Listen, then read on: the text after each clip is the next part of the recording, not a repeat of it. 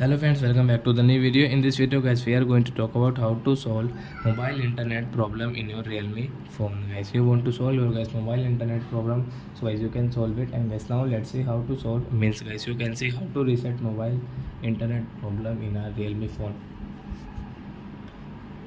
So guys, now let's see how to solve it. First of all, open your phone setting guys, and then scroll it.